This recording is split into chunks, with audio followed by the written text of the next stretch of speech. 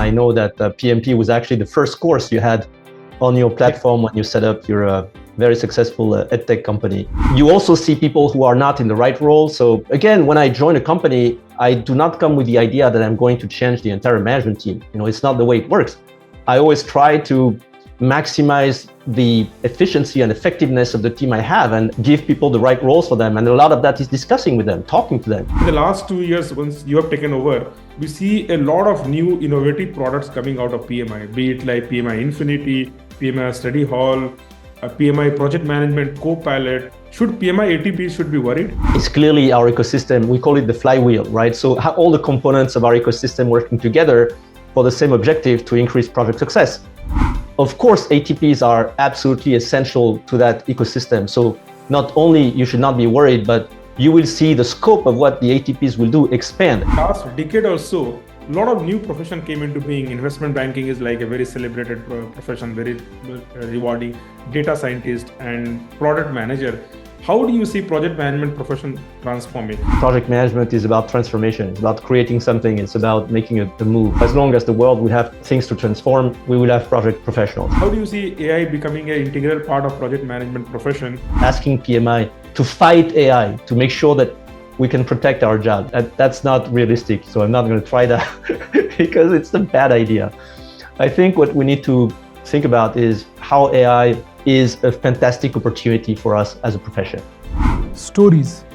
Well, that's what most of us have heard, others tell. That's what we have probably heard too growing up.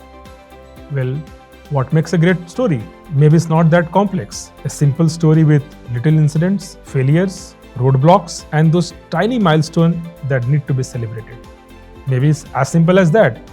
Join me on this journey as I share uncommon stories of common people right here with you. Keeping in line with the theme of showcasing uncommon stories of common people, today we have a very special guest. Let's connect with Pierre Le Manh, the CEO and President of PMI.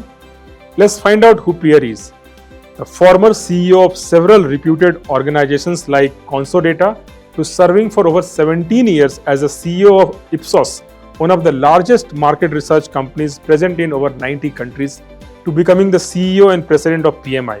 What brought him to PMI? How is PMI making projects successful in an era dominated by artificial intelligence? What does this mean for the numerous organizations, government institutions, professionals and learning platforms? Let's dive into his leadership tips and skills he would like to share. Over to Pierre. Thanks, Pierre, for taking time to join this podcast. As simple as that. On this, Pleasure. We share stories of success, stories of transformation.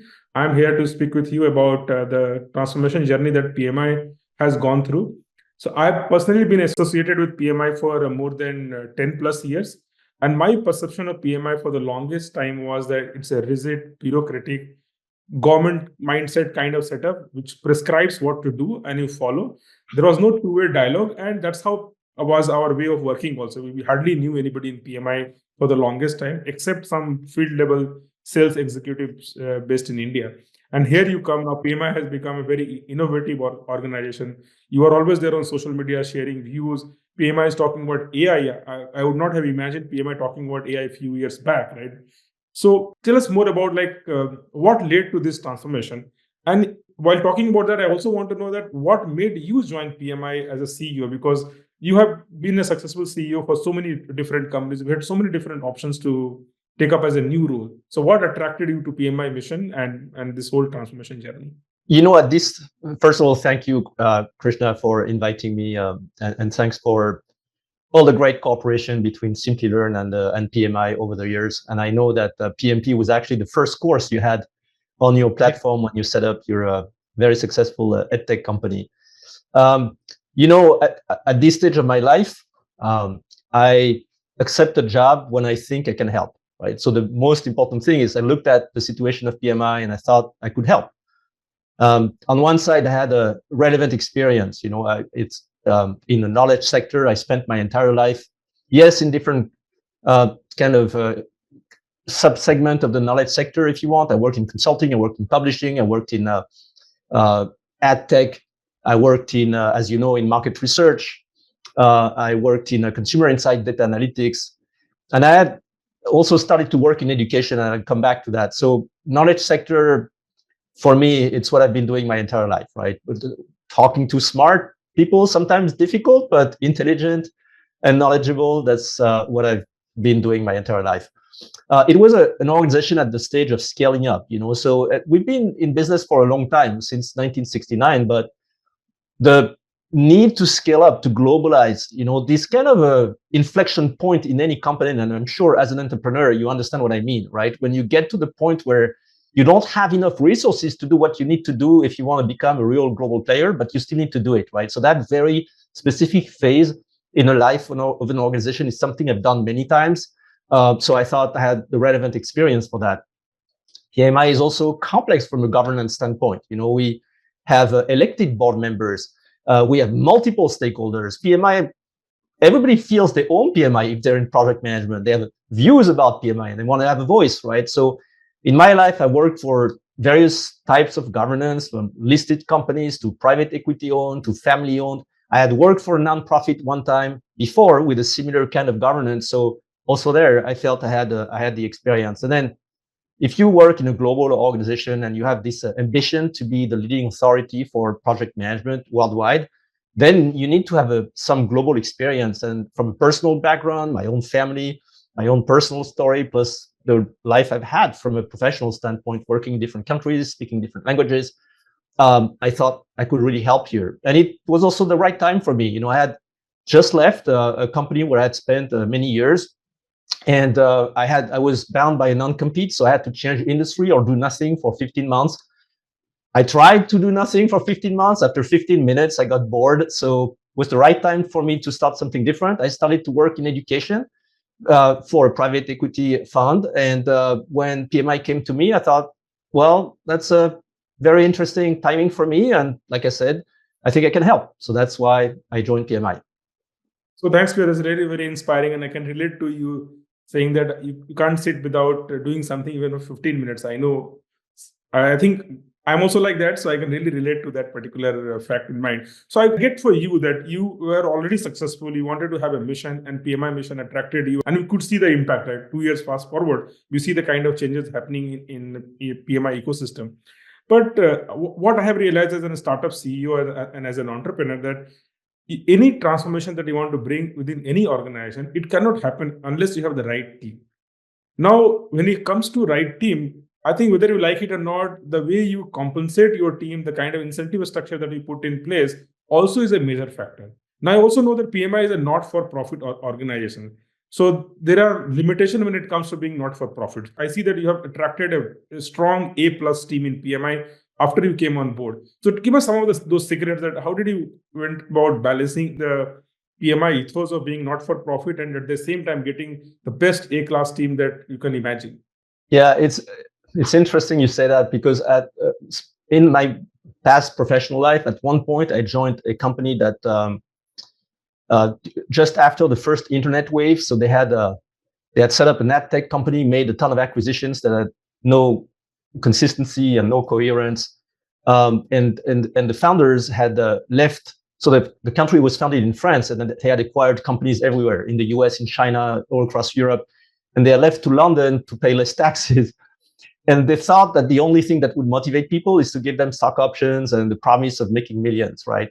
And it actually worked. The problem is that the kind of people it attracts is not always the right people who are going to stay there for the long run, right? Actually, I came there not because of that, but because I had an interest for the business itself. And I felt, again, I could help in integrating some of the components that they had put together. They completely left at one point. I became the CEO very quickly myself.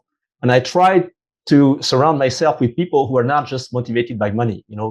By the way, motivated by money, when you work for a nonprofit, it's more like being paid in bonds instead of high risk junk bonds, or it's like more being paid in treasury bonds than being paid in equity, if you will. So you have a more guaranteed kind of compensation.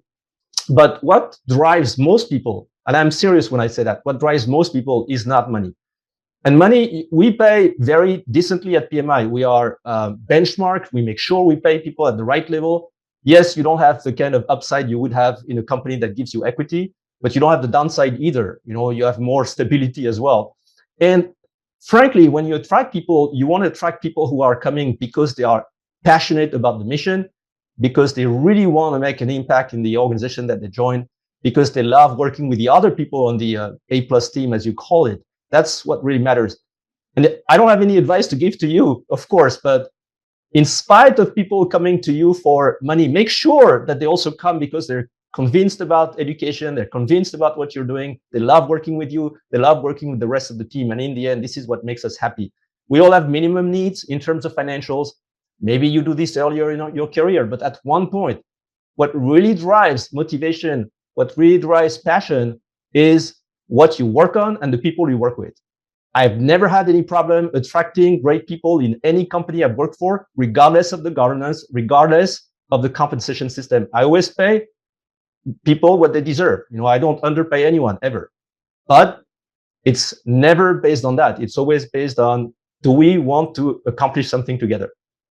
So Pierre, tell me, I think this sounds too good to be true. We all try hiring the A+ team, but we make our own mistakes, right? Sometimes we get what the person project himself or herself while we are interviewing and while we are in the hiring process, but reality turns out to be something different. So what is your secret? How do you go about checking your mission and alignment and whether figuring it out the person is the right fit for your role or not?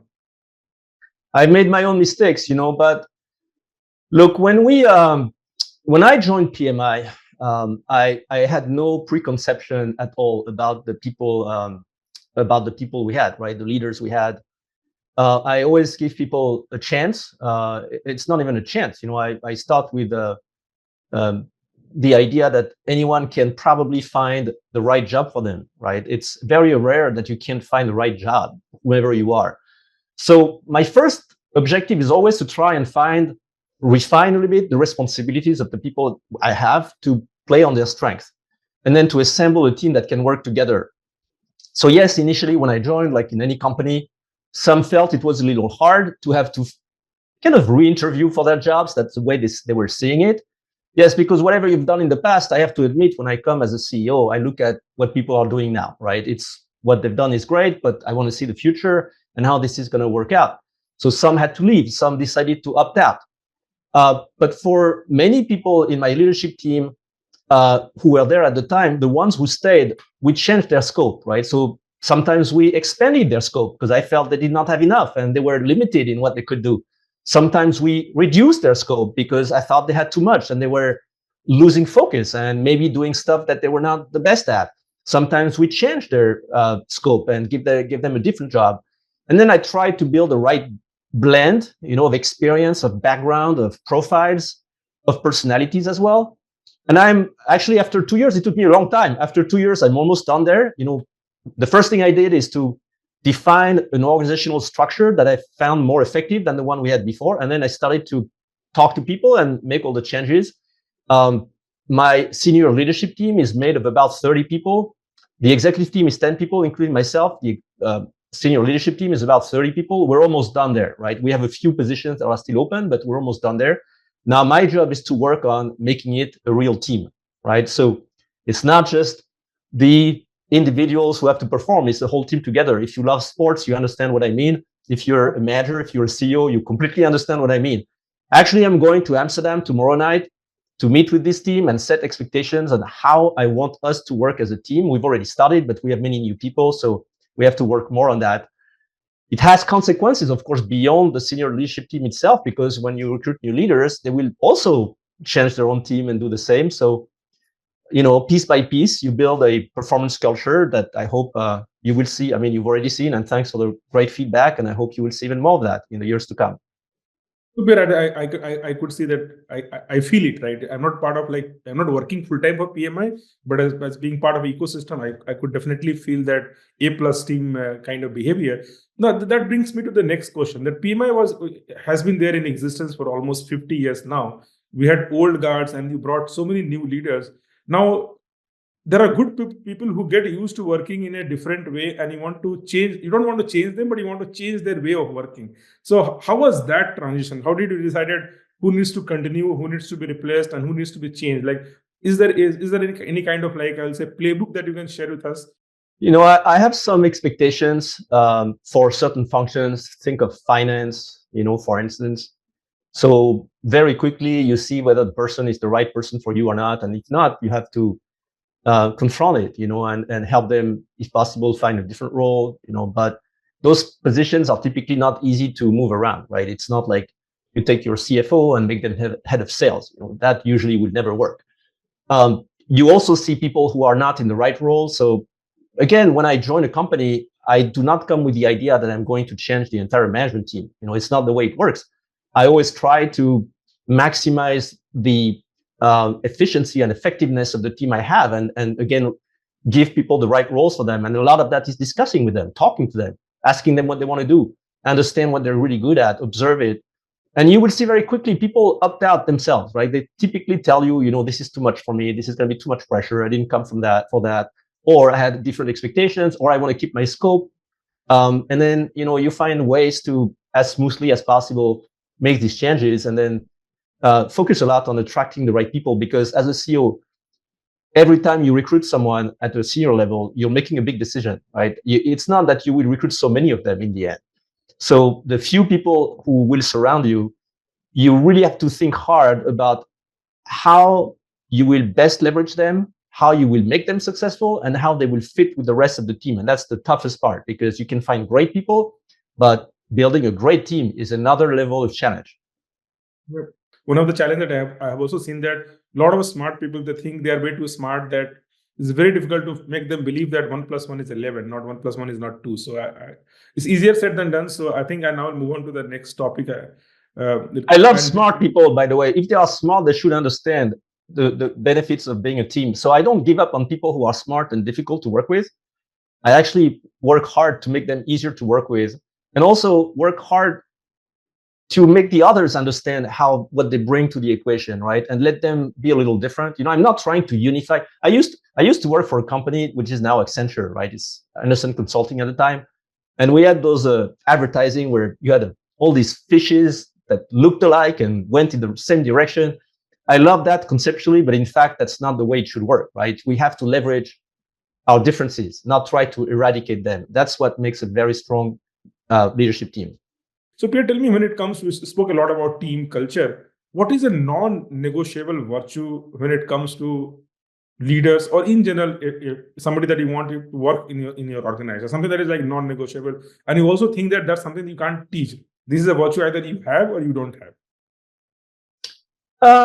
So there's not so many things you can teach, right? So most things you can teach. The problem is the time you have, right? So when I build a team and when I try to turn around a company, I don't want to spend 20 years fixing it, right? So even if you see the potential in someone to fix some of their weaknesses, you don't want these weaknesses to be like so far off to an acceptable level of performance that you will never get there in a reasonable time frame, right? But otherwise, I would not make the statement that you cannot improve. I do believe you can improve in absolutely everything, right? Now, I do look at the strength of people before their weaknesses, because I know the strength can be used right away, right? So, and I try to put this strength at use in the best possible way. Yes, there are a few non-negotiable points in the way we behave as a team, definitely. So I want to make sure that everybody understands that we collectively own the responsibility of making the organization work, but that's not incompatible with being personally accountable. So you cannot use the fact that we need to collectively succeed to explain why you personally fail. You need to adjust to these rules. You can't say I lost the game because of the rules. No, you have to adjust to the rules of the game and win. But if you don't respect the rules of the game, then you're not an acceptable player, right? So that's non-negotiable for me.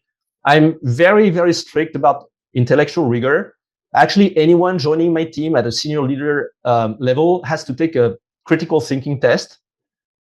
If you don't score 100, you can still join, but there's a minimum level, right? If it's too low, it's going to be a big, big, big red flag for me, because it's very difficult, frankly, at least for me, to work with people who don't respect facts and who are not rigorous in the way they derive conclusions and insights and actions from facts, right? I want people who know what they're talking about, who are precise, who do not just listen to their teams without checking the facts, who are very objective.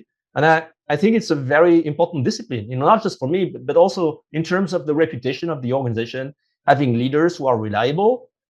For you as a partner, do you want people who tell you things that are not true, or do you want people who are analyzing facts, are precise, objective? That's the kind of image I want my leadership team to project, right? And then I would say on top of all of that, it is very important for me to see leaders who may disagree and fight and be sometimes not in agreement, make their points. But then once we agree on what we do, it's very important to be united and to cascade things. You can't just be a great leader and a great colleague and not take care of the performance of your own teams. Right? It's very important for me that the people who work with me cascade the culture of performance, cascade their objectives, and treat their own people right and develop their people, right? So I really insist that their role is to make sure that whatever we do at a senior leadership team level will cascade down the organization, and that everybody is going to be lifted up, not just raising the ceiling. That means having great people or a few great people, but paying a lot of attention to raising the floor as well, the minimum level of performance that will be delivered in the company. No, I think, Pierre, this is like great, all this great suggestions. Now I want to move on to some questions that I want to ask on behalf of our ATP community. So not so far away in past, the only artifacts that ATPs used to care about is PMBOK. So there's always a project management body of knowledge version coming up. We'll build curriculum around that and start offering the training programs to help people get PMP certified or any other credential like CAPM and so on.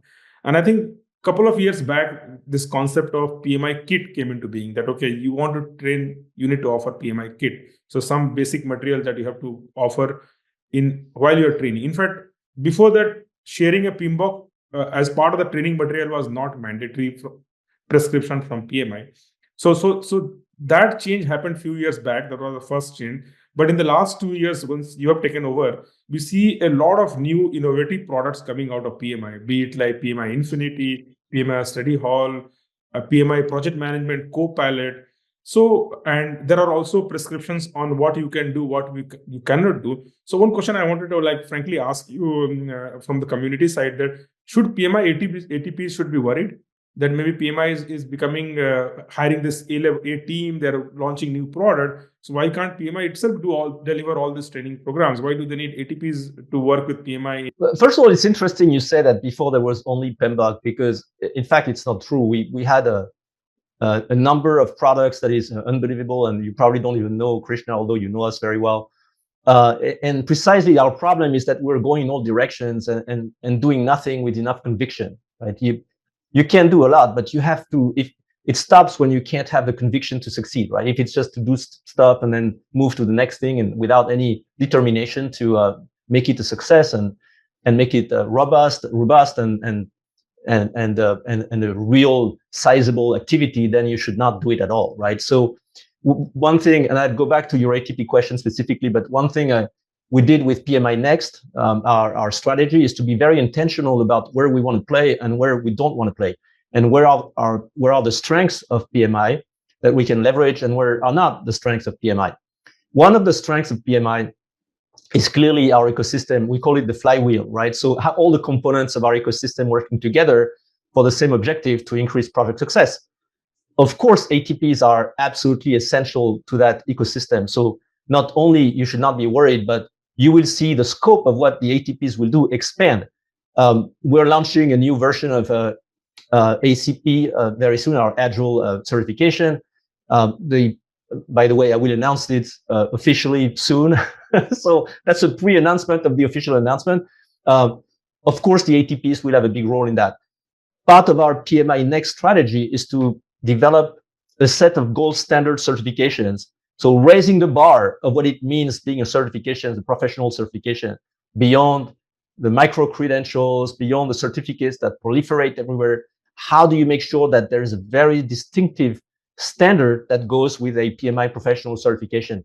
That will involve, of course, controlling the quality of the training that is provided. So you can expect that ATPs will play a bigger role compared to other ways for people to train going forward. We want to foster multiple options for learners, but we also want to ensure quality. And our ATPs are a very, very important step. Actually, the central component of that move that we want to make. I consider ATPs as fantastic partners. I enjoy spending time with you and your colleagues. I do respect that you have businesses to run and pressure and competitive pressure. I actually like it. I think it's a great reality check for PMI. You speak your mind, you talk to me as you think, and that's very useful for me, at least as a CEO, and I think for my team as well. So we do love our ATPs, and you don't have to worry about that. Yes, of course, PMI, is delivering now platforms to help people do their jobs, like PMI Infinity. We want to provide a career-long learning and development opportunity. Development can be volunteering through Project Managers Without Borders, the activities we do there. It could be through our chapters. So it's not just about learning. Having some e-learning courses developed by PMI as one of the options that candidates can have, either through the ATPs or directly with us, is going to happen, right? So our ATPs will see their importance growing in the years to come. And I hope you can feel that as well in the way I engage with you. And I'm doing this not just because I want you to be happy, but because you help me as well, because you really give me a good understanding of what's going on the ground with candidates, with learners, with corporations, and that's very important. No, thanks, Pierre. That's like really very helpful.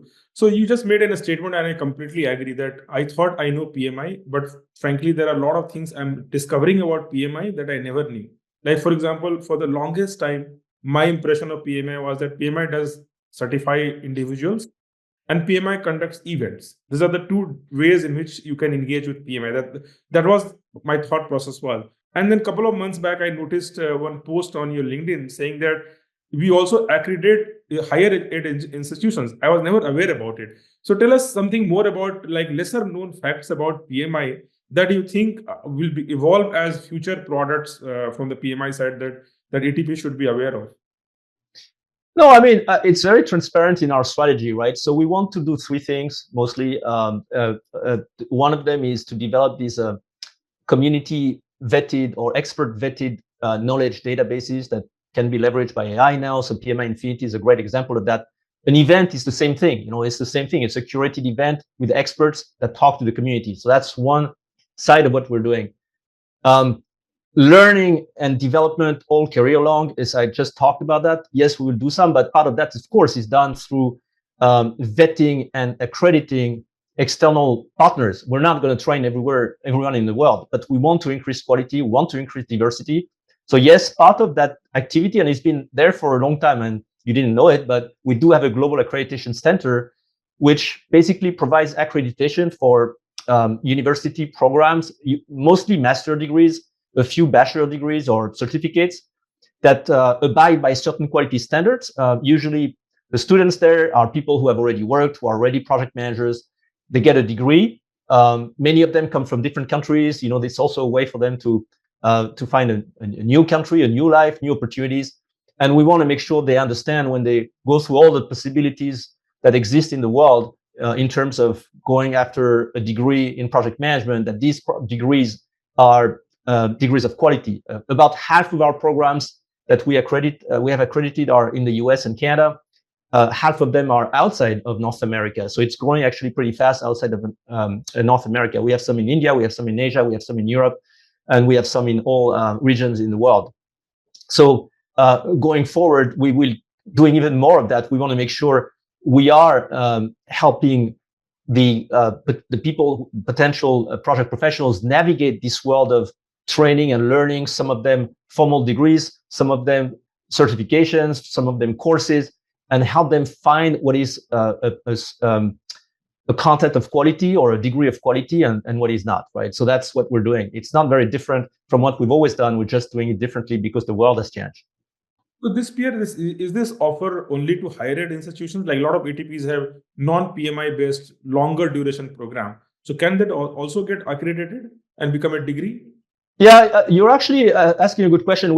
Right now we don't have a program for that, but I think it's something we could certainly consider and see how that would work. Yes, it's the same concept, right? What we want to do here is to make sure we provide a guarantee. We're brokers of trust. That's what a certification is about, right? You have an employer, you have a professional, and they have a common currency that tells you both sides that you have a certain acquired certain competencies. So it goes the same way with any training program. So yes, if there is a way, it's a little easier to do for a master degree, for instance, because it has a certain format. So you can more easily define what is a master program with quality and one which doesn't have the quality requirements. If we talk about totally variable formats and length and content, then maybe it's a little more complicated. But in principle, it would be great, yes, if PMI could also provide accreditation for that kind of learning programs. The future is not going to be just about university degrees. We all know that, right? I mean, of course, you know that at Simplilearn, but we have to see a future where people will learn all lifelong and not necessarily only degrees from universities. And so how do you put some order in that? Not in the sense if you want to regulate, but provide the public and candidates and learners with guarantee of quality that they are looking for, that they need. And the same for employers, frankly.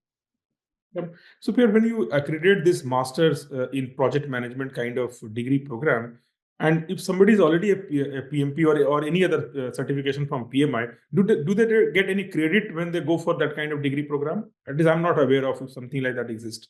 I don't know. I think it would completely depend on the university that provides the program. We cannot control that. Yesterday, I was at George Washington University. They have a master degree in project management. About 20% of their students already have a PMP. Okay. But I think they still have to go through the same number of units and credits. The people who go to these programs, they really want to learn something anyway. So they're not necessarily interested in trying to find ways to get their degree faster. They just want to go through the training, the experience, move to Washington, D.C. for a while, and then maybe build another life, right?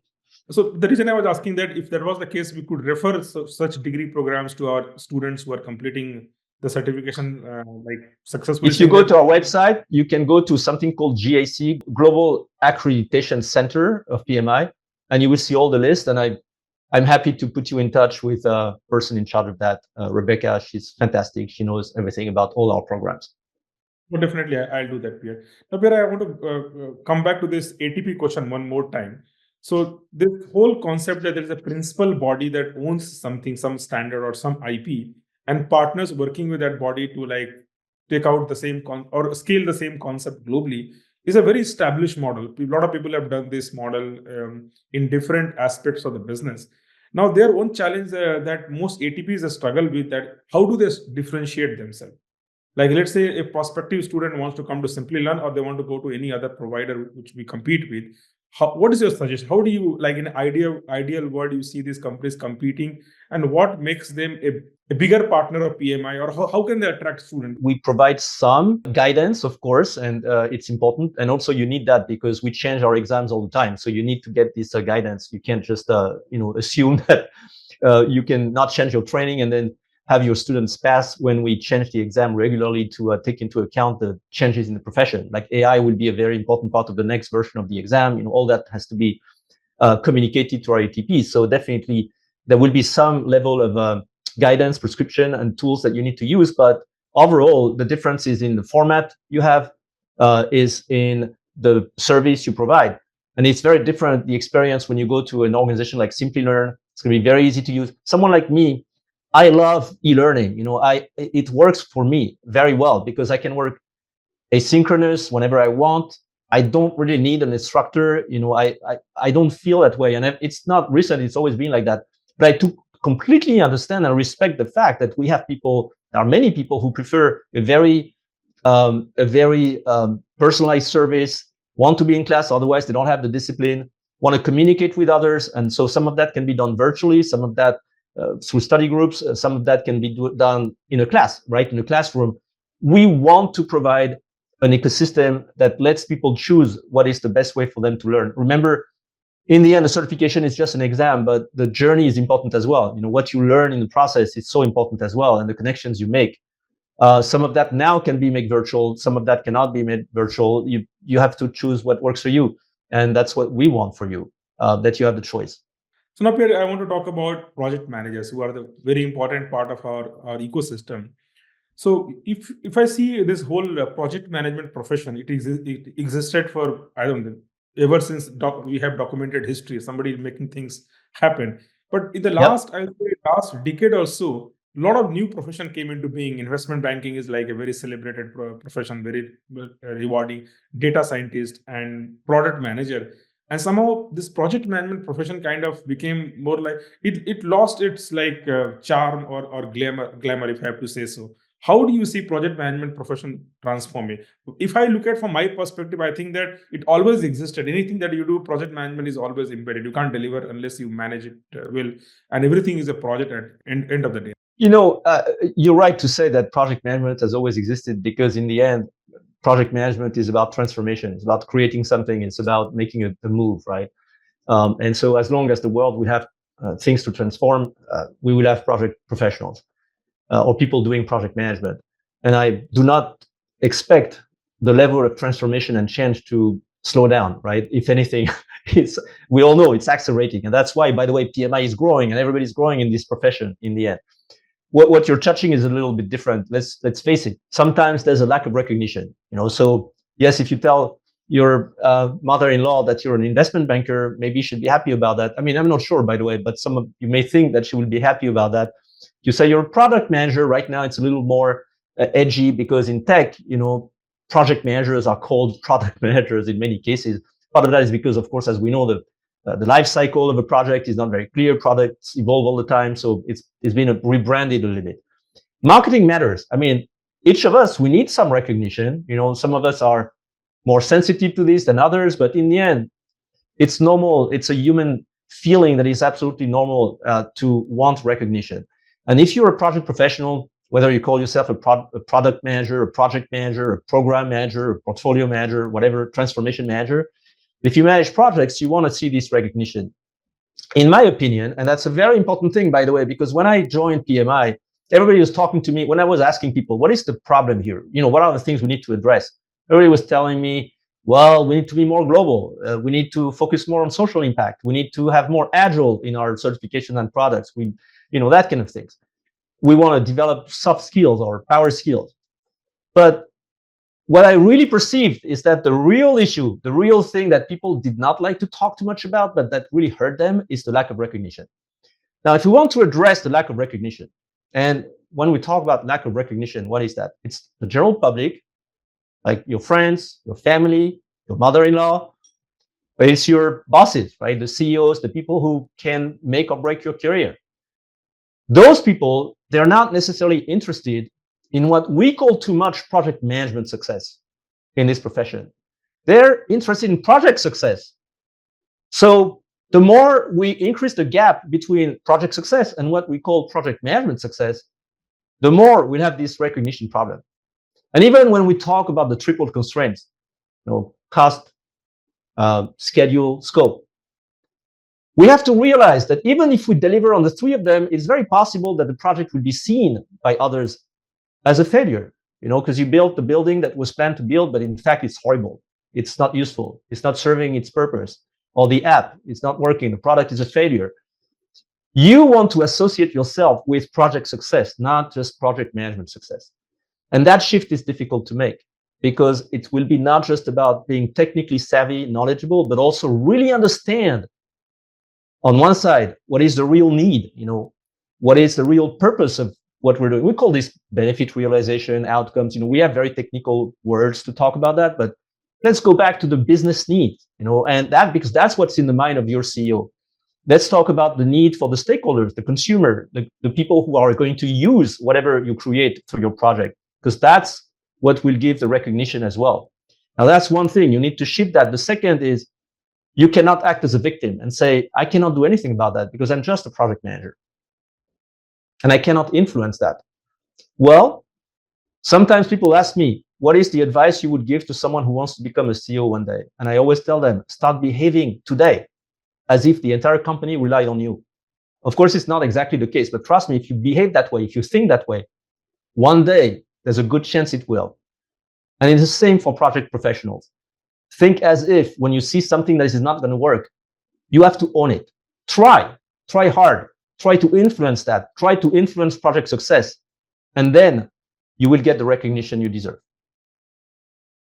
So Pierre, these are a really great point. So I think I agree. And frankly, it's also a fresh perspective that you need to differentiate between project success and a project management success. So great takeaway on that particular point. So again, a related point that I see a lot of project managers struggle is that they say that okay, they're always busy, they're always juggling on priorities, and especially in the current time where every company is trying to become more efficient, so they are cutting on the resources, but they want to achieve more outcome. So in that scenario, how do they find time to skill themselves? Like, do you really see this project management co-pilot coming and helping them out? What would be your advice on how much time they spend on actually their own professional upliftment? Because a lot of innovation is happening in project management as a professional also versus working on the project. How do you see this playing out? So if you have an asset, let's say a house, a car, a happy marriage, are you going to spend zero of your time working on maintaining it just because you don't have the time? Or do you understand that you need to do it anyway, right? So start thinking as your biggest asset is yourself. And so you have to maintain yourself, your asset, your knowledge, your competencies. Again, it's not a matter of time. It's a matter of survival. Like, you're not going to be relevant if you don't upgrade yourself, if you don't keep yourself informed, if you don't learn, if you don't connect with others. So this is first before you do anything else. This has to happen, right? And then the rest is coming. Don't find excuses not to do things. I gotta tell you, sometimes I feel tired. I see that I'm supposed to go to some cocktail party or meet with people at 7 p.m. and it's 5:30 and I've been in meetings all day and I'm really exhausted and I'm coming back from whatever place in the world and I'm jet lagged and I just, want to stay home. I always think about the last time that this happened, and then I still went out, and then I didn't regret. And I'm forcing myself, and I go out, and I do meet with people. And then when I'm there, I forget about the tiredness. I forget about the weariness, and I never regret because I learned something, because I met people, because it refreshed my thinking. So do prioritize that. And I do understand sometimes you have your family obligations. It's not easy. So I'm not making a general rule of my own life, right? But spend time developing yourself. Like, it's absolutely non-negotiable. It's whatever time you spend on other things, make the room. By the way, speaking of which, trust me, I do have a lot of things to do in my day, but I have the same number of hours as everybody else. Maybe I work a little more than the average. That's possible. But even though I would not have enough with 24 hours a day and 7 days a week to do everything that people ask me to do, I use the Eisenhower matrix in my mind. I don't actually draw it on the board, right? But I have it in my mind. This 2x2 matrix, what is urgent, what is important, right? So let's say in a very schematic way, you divide everything in 4 buckets: urgent, not urgent, important, not that important. Most people focus on what is urgent and not important because they want to get it out of the way, right? It's an easy way. So let's do all the emails first. The problem is you do this at the end of the day, you'll have done all these things, but you have done nothing important, right? Because important is usually more difficult as well. I really force myself to start with what is important. Yes, I prioritize what is urgent over non-urgent, but I always start to determine whether it's really important or not. And if it's not important, then it will come later. And usually in my lifetime, I would say I spend 90%, I try to spend 90% of my time on important things. The non-important things, someone else will do it. It will be resolved by itself. I don't know, like someone will deal with it. I try not to deal with this. And I understand it's a little selfish. I do understand that. I do understand it's selfish, but it is vital as well, because this is the only way you can really focus on the most important things, including your own personal development. And I cannot say enough how critical it is, especially in this world that is changing very fast, to upgrade your knowledge, your competencies, develop your network, expand your thinking.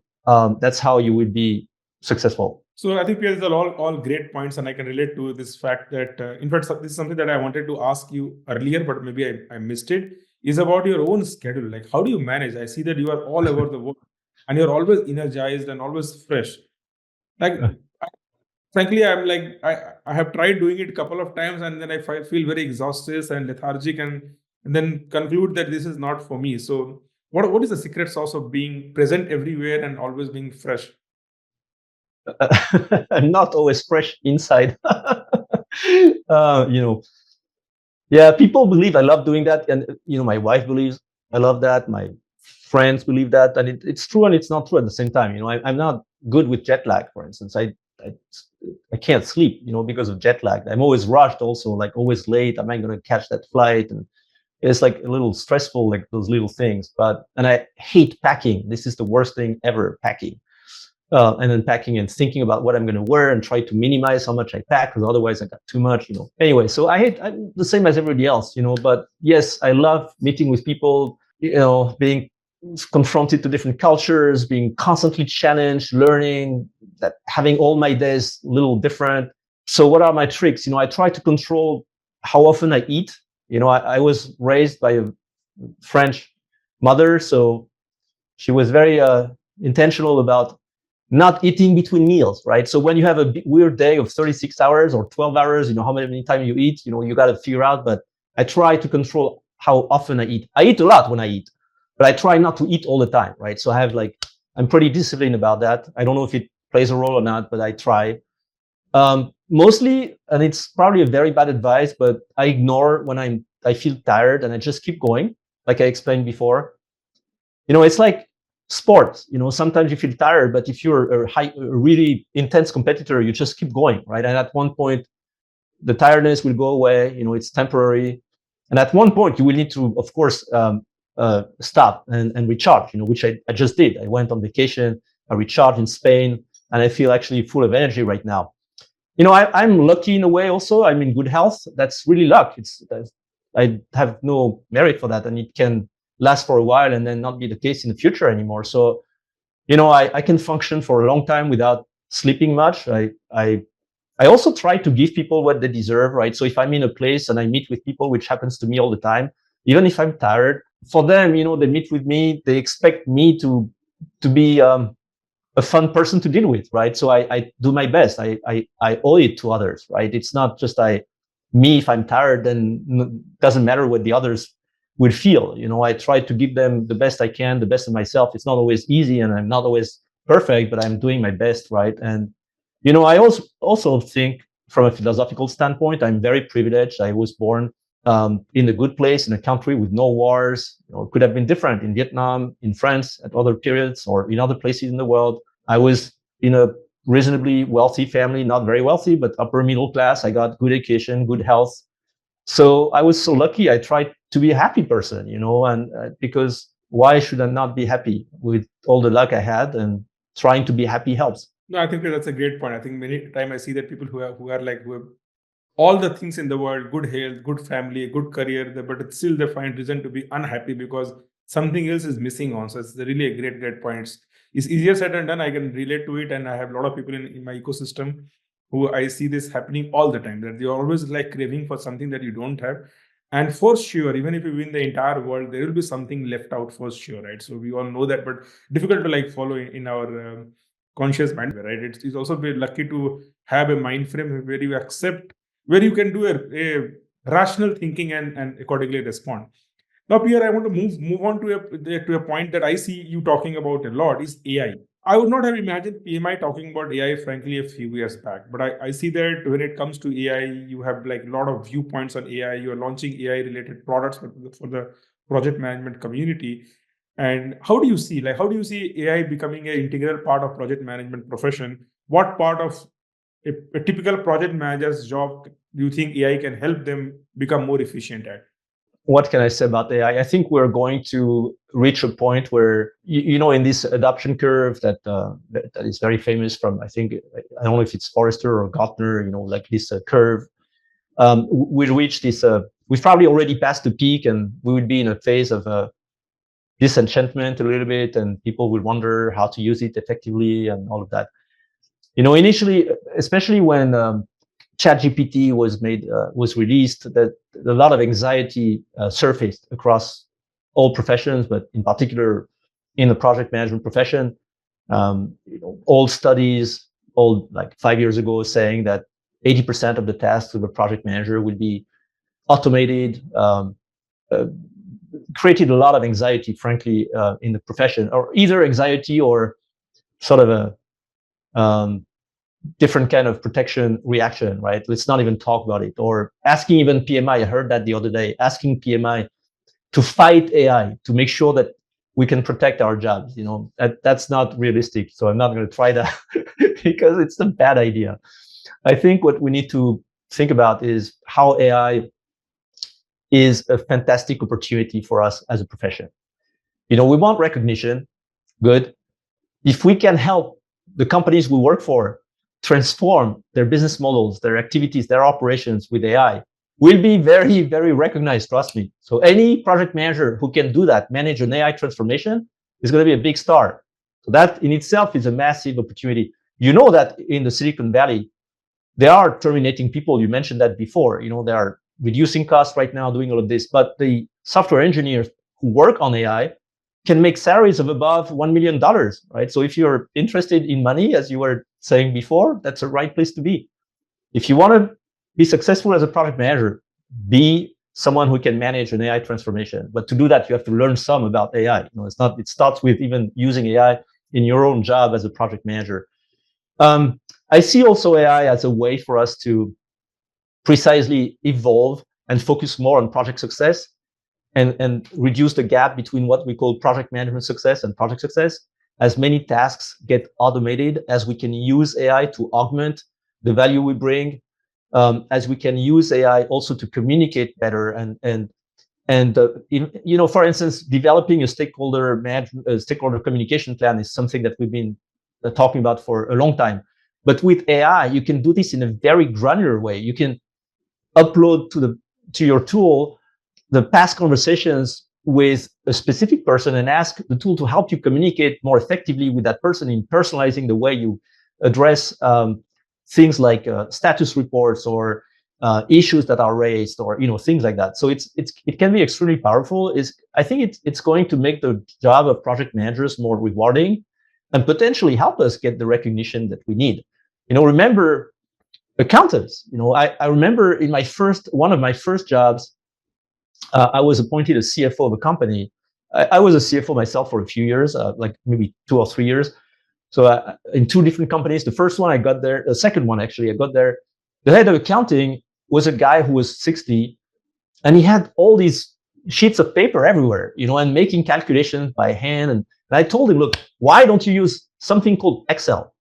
And I will give you a computer, I will give you a training, I will actually teach you how to do that. So, I'm going to retire soon. I don't want to go there. I actually convinced him to do it, and then he realized actually it's not difficult and it's great. I'm getting so much time making less mistakes. Accountants still exist in spite of that Excel, right? So a lot of things that he was doing 8 hours a day now can be done in 8 minutes a day. Still, we have accountants. They've just shifted what they work on. They support the business people, they support operations, they do other things. They install ASAP, they do a lot of things, right? The same guys are doing much more. Exactly. Traders, we used to have these people standing around a basket and making weird signs and exchanging like stocks and papers, documents.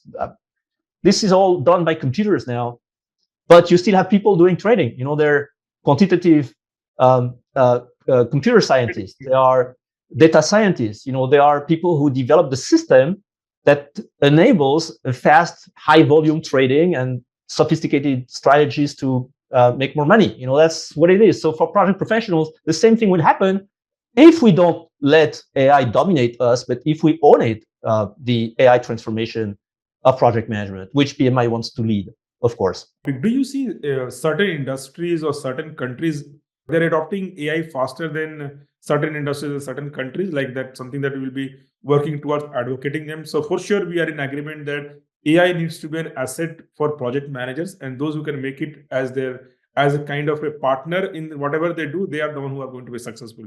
We are doing some research around that now, so I can't fully answer, but I would tell you that, of course, the tech industry is like, it's easier to adopt AI in many ways. Knowledge industry is easier as well. But I see in all industries and in all countries a lot of interest and a lot of investments around that. So I don't think it's going to be some countries more than others. Of course, with new technologies, emerging markets go faster. In general, they skip a little bit the stages that the others had to go through. So yes, the US is the number one country in terms of investments in AI, developing the tools. But for US organizations, making these transformations happen is sometimes more difficult than in other markets where things are more lean, there is less legacy, so I think for emerging markets and people who come from emerging markets, it's actually a fantastic opportunity. Somebody has asked, what is the worst advice you have given someone? Worst advice? Yeah, you have given to someone. I don't know. They would not tell me. Maybe something that you thought that, okay, it was an worst advice, right? I don't know. Okay. I would have to think about that and post it on LinkedIn. And the next question is that, what is the meaning of your name? So I think my first name, Pierre, is a Catholic name, right? It's the first apostle of Jesus. My mom is Catholic. I was raised as a Catholic. My last name sounds very French, but it's not. It's Vietnamese. So Vietnamese names are usually in 3 parts. I kept 2 parts of my dad's name. The first 2, Le Manh. Le is a dynasty. So in Vietnam, many people have the same name as a dynasty, like Nguyen, like Le, Le Chen, whatever.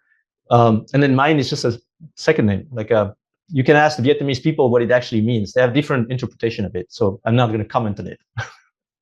There's also a very interesting question somebody has asked, saying that if you are left with a smartphone and less than $1,000 and you have to survive, what will you do? What profession, what work will you do to survive?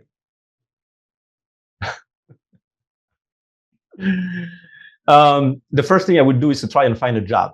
Good. Any job, to be able to survive the time I figure out what to do next. Oh, that's a great point. And then there's another question from somebody in Azerbaijan saying that it's an emerging market, and what is PMI doing to support project managers in such market which might not be on the main map for PMI, but still there are people like him or her working or want to work in project management as a profession. What kind of resources? We do have chapters in over 200 countries, and Azerbaijan, like any other country, we have a few restrictions in countries that are blacklisted by the US government. It's a little complicated for us to operate there, but apart from that, we have no restrictions. So Azerbaijan, of course, should be part of our plans. So great, Pierre. We talked about PMI transformation. We talked about your hiring philosophy. We talked about project management profession. We did speak about ATPs and what they should expect. We also talked about AI, because no discussion is complete these days without AI. Now I want to move on to the last section, where we will do some rapid fire questions. I'm scared already. So what's the book that has had significant impact on your career? It's a book by